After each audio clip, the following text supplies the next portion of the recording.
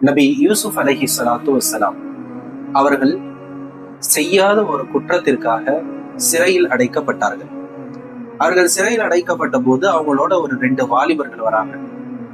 நபி யூசுப் அலைஹிஸ்ஸலாம் அவர்களுடைய குணாதிசயங்களை, நற்குணங்களை பார்த்து பிரமித்து விடுகிறார்கள் அந்த 2 இளைஞர்களும்.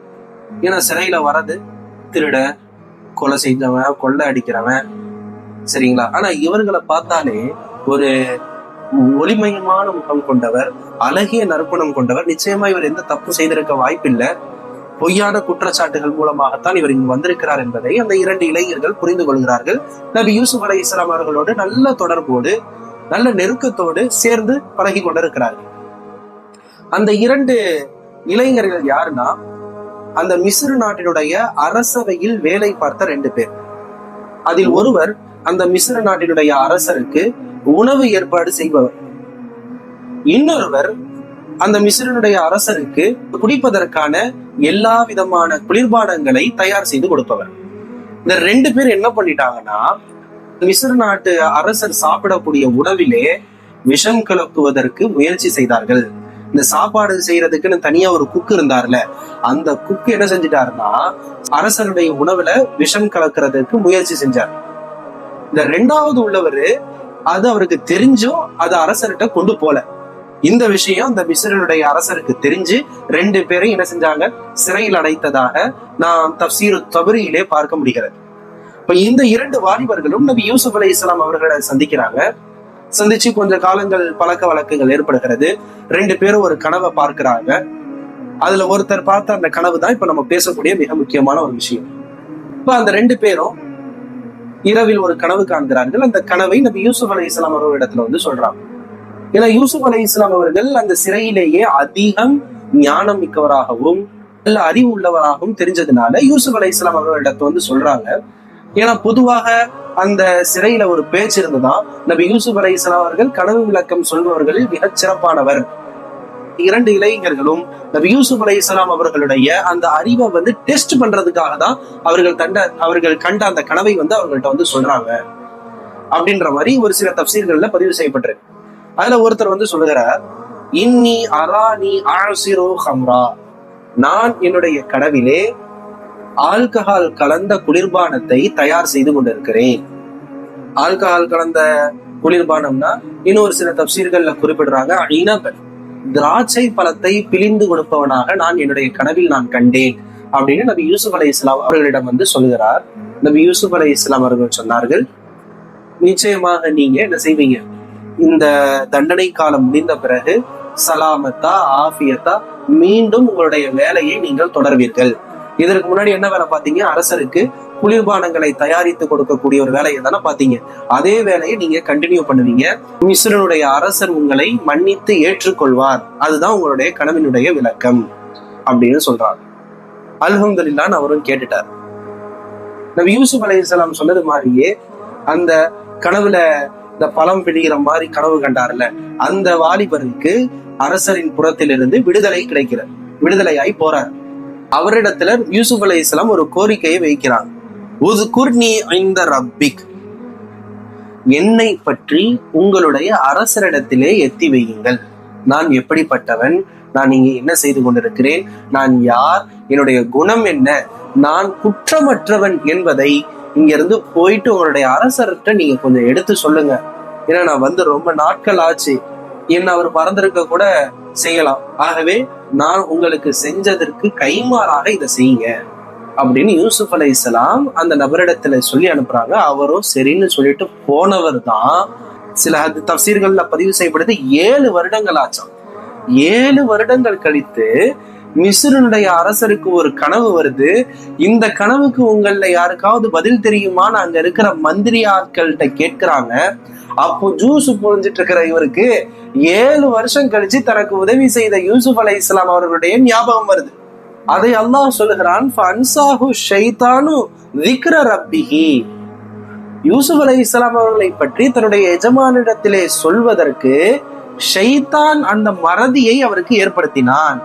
முற்றிலுமாக மறந்துட்டார். பல வருட கணக்குல யூசுப் அலைஹிஸ்ஸலாம் அவர்களோடு சேர்ந்து பழகி அவர்களுடைய கனவு விளக்கங்களையும் பெற்று தனக்கு ஒரு விடுதலை கிடைச்சிட்டு, சரி அவ்வளவு பெரிய மனுஷன் கேட்டிருக்கிறாருன்னு நினைச்சிட்டு போனாரு. திரும்பவும் அவருக்கு அரச பதவி, கவர்மெண்ட் வேலை கிடைச்சது. ஆனால் முற்றிலுமாக அவர் அதை மறந்து விட்டு போகிறார். இங்க நான் நிறுத்துறேன். நாம் ஒரு சில தாழ்வான நேரங்களில், மனக்குழப்பமான நேரங்களில், பணம் இல்லாத சூழ்நிலைகளில், ஏழ்மையில் நாம் சில பிரச்சனைகளை நாம் எதிர்கொண்டிருக்கலாம். நம்மகிட்ட பவர், அதிகாரம் இல்லாத நேரங்கள்ல நம்ம கொஞ்சம் பின்தங்கி இருக்கலாம். ஆனால் ஒரு குறிப்பிட்ட அளவில் அல்லாஹ் நம்முடைய வாழ்க்கையை உயர்த்துகிற பொழுது நம்முடைய பழசுகளை மறக்க கூடாது. இங்க மிக முக்கியமா நம்ம புரிஞ்சு கொள்ள வேண்டிய விஷயம் இதுதான். யூசுப் அலைஹிஸ்ஸலாம் சொல்லி அனுப்பிய விஷயத்தை ஒருத்தர் மறந்திருக்கிறார். ஏன்னா அவருடைய தண்டனை காலம் முடிஞ்சிருச்சு, இனிமேட்டு நம்ம சிறையில இருக்க வேண்டாங்கிற பயங்கரமான ஒரு சந்தோஷத்துல யூசுப் அலைஹிஸ்ஸலாம் வைத்த கோரிக்கையையும் மறந்துட்டாரு. யூசுப் அலைஹிஸ்ஸலாம்ன்ற ஒரு பர்சனையும் அவர் மறந்துட்டாரு. அதுவும் சுற்றுலா நம்மள மாதிரி ட்ரிப்பு போயிட்டு வந்து ஒரு 2 பேர்கிட்ட பேசிட்டு, ட்ரெயின்ல போகும்போது பஸ்ல போகும் பேசிட்டு பேரை கேட்டு வந்திருப்போம். ஒரு 10 நாள் கழிச்சு கேட்டா தெரியாது. ஆனால் ஒரு சிறையில, ஒரு ஜெயில்ல இருந்துட்டு பல காலங்கள் இருந்துட்டு அவர்கிட்ட பேசி பழகி வந்த பிறகு, ஏன்னா இருந்த இடம் மோசமான இடம், அந்த இடத்துல இருந்த யாரையும் நம்ம மறக்க மாட்டோம். இப்ப நாம் யோசிக்க கடமைப்பட்டிருக்கிறோம். நாம் ஒரு உயர் பதவியில் சென்று விட்டாலோ அல்லது நமக்கு ஒரு அதிகாரம் கிடைத்து விட்டாலோ நம்முடைய கடந்த கால வாழ்க்கையை நாம் மறந்துவிடக் கூடாது. இங்கு எப்படி ஒரு நபியை மறந்து விட்டார், ஒரு நபி சொன்ன அறிவுரைகளையும் மறந்து விட்டார், அந்த நபி வைத்த ஒரு ரெக்கமெண்டேஷனையும் மறந்துட்டார். என்னை பத்தி போய் எடுத்து சொல்லுங்கன்னாரு, அவர் சரின்னாரு, ஆனா மறந்துட்டார். 7 வருட காலங்கள் கழித்துதான் அவருக்கு நபி யூசுப் அலைஹிஸ்ஸலாம் அவர்கள் பற்றிய ஞாபகம் வருகிறது. அந்த அரசரிடத்தில் எடுத்து சொல்கிறார், ஆம், இந்த கனவுக்கு விளக்கம் சொல்லக்கூடிய ஒருவரை நான் சிறையில் பார்த்தேன், அவர் பெயர் யூசுப், நான் அங்க போயிட்டு நான் அவரை கூட்டிட்டு வரேன்னு சொல்லிட்டு போறாரு. அதற்கு பிறகு நபி யூசுப் அலைஹிஸ்ஸலாத்து வஸ்ஸலாம் அவர்கள் அரசரின் அவைக்கு அழைத்து வரப்படுகிறார்.